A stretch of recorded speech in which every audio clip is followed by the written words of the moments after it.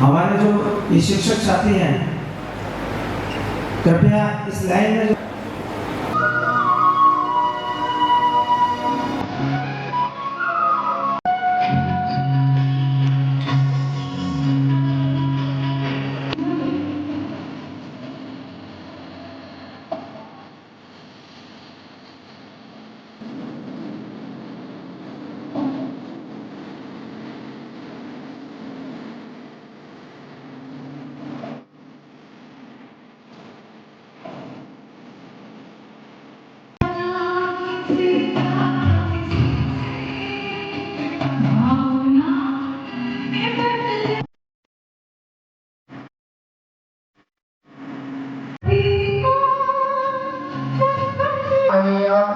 Cabinet मंत्री जनजाति क्षेत्रीय विकास विभाग राजस्थान सरकार कार्यक्रम की अध्यक्षता कर रहे संस्था के संस्थापक श्रीमान रघुवीर सिंह जी मीणा साहब और इस कार्यक्रम के सूत्रधार और इस कार्यक्रम के केंद्रीय संयोजक मुख्य सलाहकार माननीय डॉक्टर मन्नालाल रावत साहब,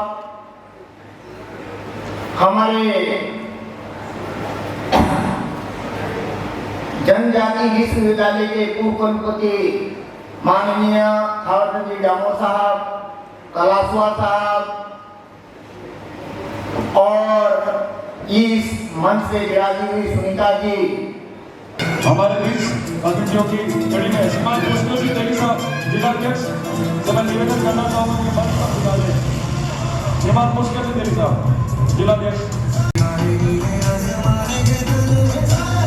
जोरदार तालियों के साथ स्वागत श्रीमान जिलाध्यक्ष महोदय का।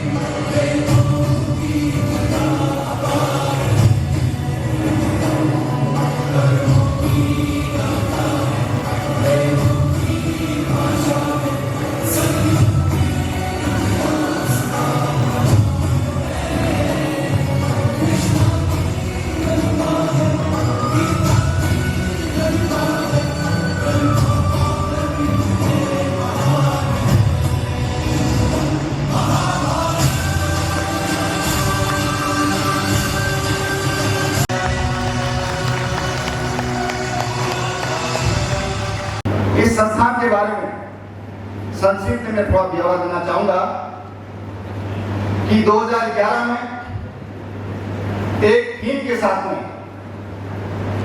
प्रतिभा समाज और देश की धरोहर होती है, प्रतिभाओं को आगे लाने का काम करने का समाज का कर्तव्य होता है। इसी के आधार पर पहला कार्यक्रम तत्कालीन राजस्थान सरकार के मुख्यमंत्री के मुख्य अतिथि में संपन्न हुआ और तब से ये कार्यक्रम निरंतर एक बीजारोपण हुआ। उसके बाद वृक्ष के रूप में आज पूरा फैला हुआ है। सम्मानित होने वाले सभी शिक्षक, गुरुजनों और विद्युषी बहनें, हमारे सभी पेरेंट्स जो बच्चों के साथ आए हैं और सम्मानित होने वाले हमारे सभी प्रतिभाएं समाज की, मैं आप सबके प्रति बहुत भी अभिनंदन करता हुआ आपको अग्रिम बधाई देता हूं कि आप अपने जीवन में इस प्रयास के माध्यम से पूरे हौसले के साथ आगे बढ़ें और इस देश के नामी नागरिक बने, समाज के गौरवशाली नागरिक बने, माँ बाप के हौसलों को आगे बढ़ाएं। इसी भावना के साथ मैं निवेदन करना चाह रहा हूँ, जैसे DL नेहरू साहब ने, डॉक्टर मामैया जी ने संस्था के बारे में आपको बताया और बहुत सारे साथी लगातार हर वर्ष आते भी रहते हैं रहे हैं। इस संस्थान का उदय हुआ वो समाज की आवश्यकता के आधार पर हुआ, न कि कोई व्यवसायिक गतिविधियों को लेके। जब 1958 में हमारे MBBS में राजस्थान के हमारे 12.44% जो रिजर्वेशन है उसमें से 45% टोटल सीटों में से 45% हमारे इस PSP एरिया के लिए प्रावधान किया था हमारे मुख्यमंत्री आदरणीय अशोक गहलोत जी। वो आके और 2005 में वो विड्रॉ कर लिया। उस समय हमारे सभी साथी जो जनजाति हमारे विधायक भी थे, MP भी थे, हमारे कर्मचारी साथी भी थे, अधिकारी साथी भी थे और जनसेवक भी थे, सब ने मिलके प्रयास किया। और कनकमल जी कटारा हमारे जनजाति मंत्री भी थे, उनके सहयोग से वसुंधरा जी हमारे मुख्यमंत्री थी, उनसे निश्चित तौर पे हमने कन्विंस किया और कन्विंस करने के बाद सरकार ने पुनः उस रिजर्वेशन को लागू किया हुए हैं। उनमें से करीब 200 के आसपास तो PG कर रहे होंगे। तो ये हमारी इस संस्थान की उपलब्धि भी है और मेहनत हमारे बच्चों की है, परंतु उनका मार्गदर्शन इस संस्थान के माध्यम से हमें करने का अवसर मिला। भारत माता की वंदे वंदे। आप सभी को प्रणाम करने वाले मंजर सिंह। आज के कार्यक्रम के मुख्य अतिथि श्रीमान बाबूलाल जी खराड़ी साहब, राजस्थान सरकार में कैबिनेट मंत्री, जनजातीय क्षेत्र विकास विभाग के प्रभार संभाल रहे। माननीय रघुवर सिंह मीणा साहब, पूर्व सांसद साहब और इस संस्थान को शुरू से समर्थन दिया। माननीय मांगीलाल जी गरासिया साहब, डॉक्टर थावर चंद जी रामोर साहब, माननीय पुष्कर जी तेली साहब, जिला अध्यक्ष जी उदयपुर बिहार भाजपा, माननीय माधव जी, माननीय राकेश जी हिरार, माननीय डॉक्टर बालूलाल जी बारहट और सुनीता जी, गौरव सिंह जी, आप सभी विराजमान देवी सज्जनों और युवा साथी। मुझे ये जो बताया गया है, मुझे केवल आपसे संवाद करना, भाषण नहीं देना। कुछ विषय हैं समाज के वो जो चल रहे हैं, उन विषयों पर चर्चा करनी है जो अभी तक कहा गया है संस्थान की तरफ से पूर्व वक्ताओं ने। उस बारे में मुझे कुछ नहीं कहना, मुझे 2-3 चीजें कहनी। पहला तो यह है कि जनजातियों की जब भी बात करते हैं तो 3 विषय निकल कर आते हैं। पहला विषय होता है अस्मिता। क्या होता है? आपको बोलना है क्या होता है? देख के बोलिए, क्या होता है? अस्मिता। दूसरा विषय होता है अस्तित्व और तीसरा होता है विकास। पूरी दुनिया जनजाति के विकास की बात कर रही है, लेकिन अस्मिता के साथ उसको कनेक्ट करने वाली बात नहीं करिए, जोड़ने वाली बात नहीं कर रही है। हमें इस प्रेजेंटेशन से इसको समझने की कोशिश करिए कि अस्मिता क्यों महत्वपूर्ण है आदिवासी विकास के लिए, जनजाति विकास के लिए। तो सबसे पहले समझना कि अस्मिता होता क्या है। अस्मिता होती है हमारी अपनी मूल पहचान, हमारी अपनी सामूहिक भी, व्यक्तिगत भी। किस प्रकार से हम हमारी अपनी आस्था पर रहते हैं, संस्कृति हमारी अपनी है, रूढ़ी और परंपरा समाज के निर्णय कैसे करते हैं और विरासत क्या है। पूरी दुनिया में बात हो रही है जनजाति विरासत, आदिवासी विरासत, भारत की विरासत। तो हमें यह समझना है वो विरासत अस्मिता होती है। हम कैसे धीरे हैं, मीणा है, ग्रासिया है, गौड़ है, संताल है, उराव है, यहाँ तक कि हम गारो, खासी, जयंती का क्या है, वो उसके होने का एक कारण है, वो कारण अस्मिता है। इस बात को समझना है। अगर अस्मिता नहीं है तो आदिवासियत नहीं है, इस बात को रेखांकित करना समझना है। अस्मिता के बारे में थोड़ी और बात। अगला पेज है, हमारे जो नायक हुए, हमारे जितने भी नायक हुए उनकी गाथाएं यदि हम सुनते हैं, सुनाते हैं, पढ़ते हैं तो उसमें हमारी अस्मिता नजर आती है। जैसे राणा पूजा भील महाराणा प्रताप के साथ मिलकर लड़े थे, सामाजिक समरसता के लिए लड़े थे, उनसे लड़े थे। जो बाहरी आक्रांता है, हमारी अपनी पहचान हो गई, हमारे अपने पुरखे लड़े हैं बाहरी आक्रांताओं से, इसलिए हमारी अस्मिता है। हम बाहर के जो लोग हैं, जो आक्रांता है, उनसे हम लड़ते हैं। घंटे हो गए हैं, थक तो नहीं गए? कोई बोल नहीं रहा, मतलब आपको थकान तो हो ही नहीं होगी। मैं बहुत ज्यादा लंबा नहीं करूंगा क्योंकि आज इस सुंदर सा आयोजन मेवाड़ वागड़ मालवा जनजाति विकास संस्थान के 12वां जनजाति प्रतिभा सम्मान समारोह और सर्व समाज शिक्षक सम्मान समारोह। इस कार्यक्रम में मंच पर विराजमान हमारे उदयपुर के लोकप्रिय सांसद आदरणीय मन्नालाल जी रावत साहब, संस्थापक सदस्य पूर्व सांसद, पूर्व मंत्री, मेरे बड़े भाई आदरणीय रघुवीर मीणा जी, पूर्व मंत्री भाई मांगीलाल जी और इस संस्था के अध्यक्ष जी, मंच तो लंबा है, हमारे विधायक जी, मंच पर विराजमान समस्त अतिथि, सम्मानित होने वाले सभी बालक बालिकाएं, इस बालक बालिकाओं को तैयार करने वाले सर्व समाज के समस्त सम्मानित होने वाले गुरुजनों, भाइयों बहनों एवं मित्रों, मुझे बहुत ज्यादा नहीं कहना, लेकिन कुछ बातें मुझे कहनी भी, क्योंकि सारे वक्ताओं ने बोला, एक ही बात बोली, समाज को आगे बढ़ाना है, समाज में सुधार लाना है, समाज की बुराइयां खत्म करनी है, समाज जिंदा रहना चाहिए, सक्षम बनना चाहिए, सारी बातें कही है। लेकिन मैं उससे हटकर कुछ बातें कहना चाहता हूँ जो मेरे मन में है। हमारे आयोजन में से किसी ने एक शब्द बोला था, भारत विश्व गुरु था। ये हमने नहीं कहा, दुनिया ने कहा है। और जब विश्व गुरु था तो ऐसा कहते हैं कि दुनिया यहाँ शिक्षा प्राप्त करने के लिए आती थी, ज्ञान प्राप्त करने के लिए आती थी। सोने की चिड़िया थी, इसका मतलब ये थोड़ा कि तो सोने की चिड़िया होगा। इतना साधन संपन्न देश था, यहाँ पर ताले नहीं लगते थे, ये दूध की नदियां बहती थी। मैं आपसे पूछना चाहता हूँ, उस समय हमारे पूर्वज ही तो होंगे ना, हम नहीं होंगे लेकिन हमारे पूर्वज होंगे। उस समय क्या जात पात थी क्या? सब एक थे, अलगाव नहीं था, और अलगाव नहीं था, सब एक थे। तो भारत ताकतवर था, विश्व गुरु था, ज्ञान का भंडार था। अब इतना होने के बाद में भारत आज अच्छी पढ़ाई करनी है, ऊंची पढ़ाई करनी है, तो हम अमेरिका जाएंगे और विदेश में जाकर के बड़ी डिग्रियां लेके आएंगे। हमारे यहाँ शिक्षा के केंद्र थे नालंदा और तक्षशिला। दुनिया के छात्र पढ़ने के लिए आते थे, उनको यहाँ पे आने के लिए वो टेस्ट देना पड़ता था कि मैं इस लायक हूँ कि नहीं। उस समय क्या होता था? अतिथि देवो भव है, आने वाले को देवता मानते थे। ये सनातन संस्कृति थी, आने वाले को देवता मान करके आतिथ्य सत्कार करता था। आज क्या होता है?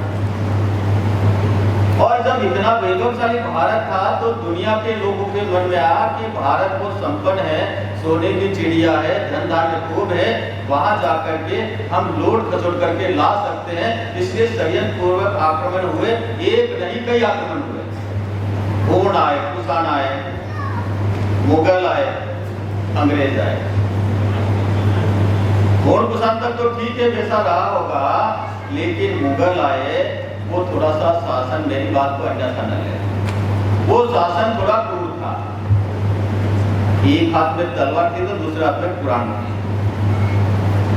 या तो ये स्वीकार करो या ये स्वीकार करो, दो चीजें थी। इतिहास के साथ मैं नहीं कह रहा हूं। फिर जो हमारे आस्था के केंद्र थे, क्या थे आस्था केंद्र? हमारे मठ मंदिर थे, हमारे पूजा के स्थल थे, हमारे प्रार्थना के स्थान थे, वही था, वहीं से हमको संस्कार मिलता था। हमारे शिक्षा के केंद्र थे, वहां से हमको ज्ञान प्राप्त होता था। लेकिन उन लोगों ने उनको सबको नष्ट करने के लिए मठ मंदिर तोड़े गए, आस्था के केंद्र को नष्ट किया ताकि ये सनातन संस्कृति मिट जाए। ये हुआ। फिर उन्होंने देखा कि इनका संस्कार है, संस्कृति है, इन साहित्य में है, शास्त्रों में है, इस ज्ञान के भंडार को जला दो। तो हमारे ज्ञान के जो केंद्र थे उनमें आग लगा दी गई। 6-6 महीने तक हमारे देश का ज्ञान का भंडार चलता रहा। लेकिन एक बात मैं कहता हूँ, ये सनातन संस्कृति मिट नहीं सकती। दुनिया की कोई भी ताकत आ जाए, ये सनातन संस्कृति अनंत काल से चल रही है और आने वाले समय में भी चलती रहेगी, इसको कोई रोक नहीं सकता। यही उद्देश्य था। याद देखा तो हमारा अहंकार था, आपस में लड़ते थे, ये छोटा है, बड़ा है, ऊंच है, नीच है, ये भाव आ गया था। और ये आया तो उन्होंने देखा कि ये बहुत अच्छा है। बस शुरुआत से करना होगा, सोचा है तो पूरा होगा, बस शुरुआत से करना। बहुत बढ़िया मूवमेंट हो और साथ में प्रशस्ति पत्र। वंचित होने को मिलती है, जिनके सपनों में जान होती है, सिर्फ पंखों से कुछ नहीं होता, सिर्फ पंखों से कुछ नहीं होता, हौसलों में उड़ान होती है। सुश्री सुनीता मीना, भारतीय लैक्रोस महिला टीम कप्तान, जो कि पूर्व महामहिम राष्ट्रपति श्रीमती द्रौपदी मुर्मू जी द्वारा आदि करोड़ खेल रत्न से सम्मानित हो चुकी है। जोरदार तालियां हमारी पूरी बहन के लिए। जोरदार तालियां चाहेंगे। सर्वोच्च सम्मान है, हर किसी का सपना होता है अंचल के जनजातीय विद्यार्थियों को, और ये केवल एकल सम्मान होता है, हर वर्ष केवल एक व्यक्ति को होता है। आपने साबित कर दिया, रास्ते कभी खत्म नहीं होते, लोग हिम्मत हार जाते हैं। तू चलना शुरू तो कर, तू चलना शुरू तो कर, रास्ते खुद ब खुद बन जाते हैं। बताया जिनके भी नाम लिए गए हैं सम्मानजनक सभी मंच पर बता रहे, खूब खूब आपको बधाई, खूब खूब आपको शुभकामनाएं।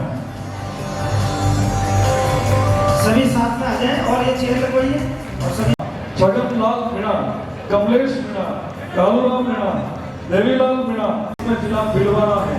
भीलवाड़ा जिले से कक्षा 12वीं विज्ञान से अमित कुमार मीणा, खुशी कुमारी मीणा, पवन मीणा। ग्रुप 5 5वें ग्रुप से चित्तो। देखिए आज 12वां जनजाति और शिक्षक सर्व समाज उनका सम्मान समारोह वागड़ मालवा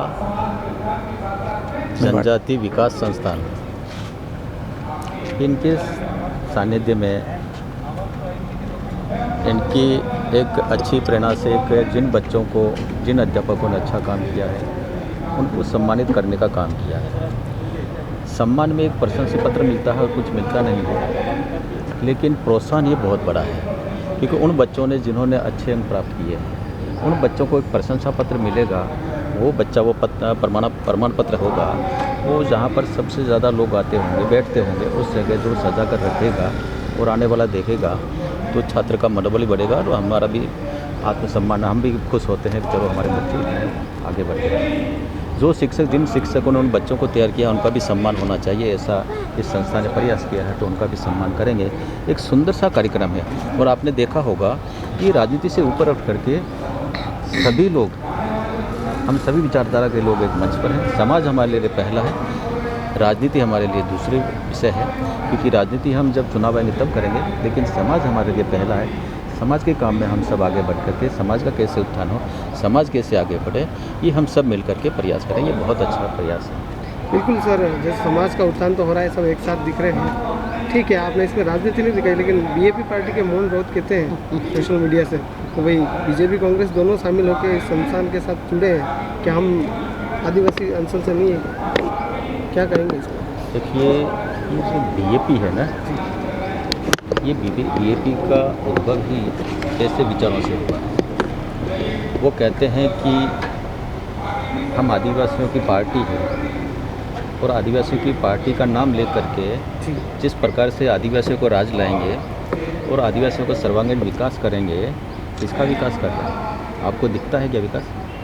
क्या विकास कर रहे हैं? नहीं, कार्यक्रम में शामिल होने के लिए, कार्यक्रम में शामिल होने के लिए उनको आना चाहिए। जब वो आदिवासी हैं तो हम आदिवासी नहीं है क्या? कह रहे हमको बुलाया नहीं, बुलाया हमारे रघुवीर जी ने, जो संस्थापक सदस्य है, उन्होंने कहा हमने सबने बुलाया, उनकी पीड़ा थी, इन्होंने कहा कि हमने सबको बुलाया, नहीं है, हमें दुख है, क्योंकि इस मंच पर तो हमको एक मंच पर आना चाहिए ना। हमारी राजनीति हम क्षेत्र में कर लेंगे, जनता हमें देख लेगी कि भाई हम कितना अच्छा करते हैं, कितना नहीं करते हैं, आना चाहिए। नहीं आए वो बाहर से कहे कि भाई ये मिल करके क्या करेंगे, हम समाज को आगे बढ़ाने का काम करेंगे, समाज का उत्थान का काम करेंगे, समाज कहीं पिछड़ा नहीं रहे, ये काम हम करेंगे। ये काम करने के लिए हम इकट्ठे, हम राजनीति करने के लिए इकट्ठे नहीं हुए, और इस प्रकार की भाषा बोलते हैं तो वो गलत है। ठीक है। अच्छा बाबूलाल जी, जिनको बुलाया और वो नहीं आए उनके लिए क्या संदेश है? देखिए कुछ लोगों के काम रहते हैं, हो सकता है उनके कोई आवश्यक काम होगा नहीं आए, लेकिन अधिकतर लोग आए हैं, तो वो उनका बाद में पता लगा क्यों नहीं आए। कई लोगों के कारण रहते हैं, ऐसा नहीं है कि वो कोई अपने वैसे ही नहीं आए। ठीक है सर। विकास के लिए आगामी कोई योजना है जिसको लेकर आप चर्चा हुई है, आगे कुछ ऐसा? देखिए प्रतिभा सम्मान समारोह है और वो भी एक क्रम चला है और 12वां क्रम तक पहुँचे हैं, 15 साल हो गए और सर्वसमा के शिक्षकगण हैं। आज प्रेरणा का विषय है, सकारात्मक कार्यक्रम है। मुझे ऐसा लगता है कि जब अच्छे लोग एक जगह इकट्ठे होते हैं तो दो अच्छे लोग जब इकट्ठे होते हैं तो और अच्छी बात करते हैं। मुझे लगता है मेवाड़ का भविष्य, वागड़ का भविष्य, मालवा का जो भविष्य है इन युवाओं के उन चिंतन में आना चाहिए। तो हमने कुछ विचार भी दिए हैं, जो विचार चल रहे हैं वो सकारात्मक भाव से आगे और कैसे समन्वित कर सकते हैं, विकसित भारत के लिए कैसे हम सब अपना द बेस्ट दे सकते हैं, उसको लेकर चिंतन हुआ है। मुझे लगता है ये जो प्रेरणा है निश्चित रूप से ये बहुत बड़ा काम करेगी। और आपने देखा होगा जिस प्रकार से अखिल भारतीय सेवाओं में भी वागड़ से बच्चे निकल रहे हैं, माहौल बन रहा है। और विगत जो RS का एग्ज़ाम आया उसमें भी काफ़ी अच्छे उसमें टॉपर्स निकले। तो ये चीज़ें तो आगे चल पड़ी है। ये सकारात्मक भाव थोड़ा थोड़ा प्रयास हम सब करेंगे तो ये चीज़ें तेज़ी से आगे का विज़न क्या है?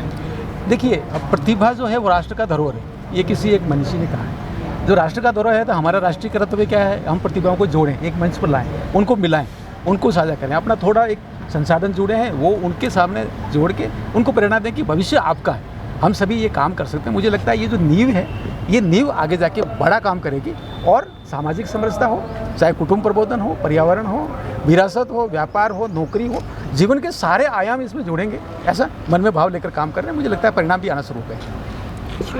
जी भाई साहब, किस तरह का आयोजन था आज और क्या कहना चाहेंगे? देखो, मेवाड़, वागड़, मालवा जो संस्था हमने बना रखी है जनजातियों के विकास के लिए और हमारे सभी क्षेत्र में पढ़ाने वाले शिक्षक किसी भी समाज के हों, उनका जिनका रिजल्ट अच्छा रहता है, 100% रिजल्ट रहता है, उनको हम यहाँ बुला के सम्मानित करते हैं ताकि उनका उत्साह भी वर्धन हो। और दूसरा, जितने भी बच्चे हैं एक दूसरे को देख के और प्रोत्साहित होते हैं। आने वाले साल वो बहुत अच्छा प्रयास करते हैं।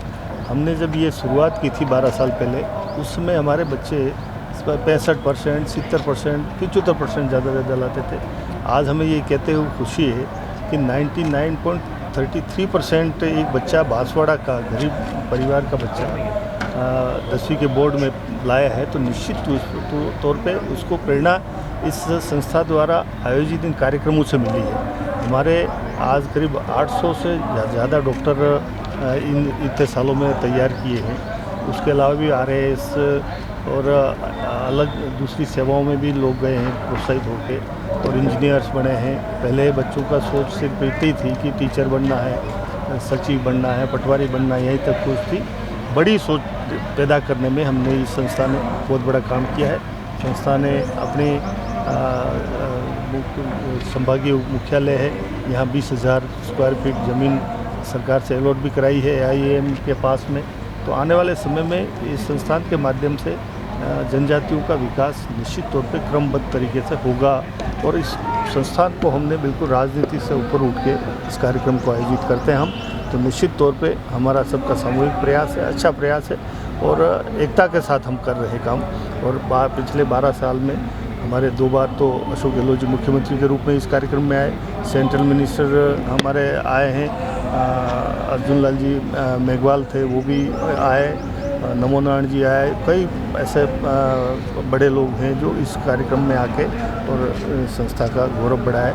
इस संस्था की शुरुआत हमने रोड सड़क से की थी, एक टेंट खींच के हमने पहला प्रोग्राम किया था 2011 में और आज हम इतने बड़े हॉल में कार्यक्रम करके और बच्चों को प्रोत्साहित कर रहे हैं। निश्चित तौर पे हम सब संतुष्ट हैं।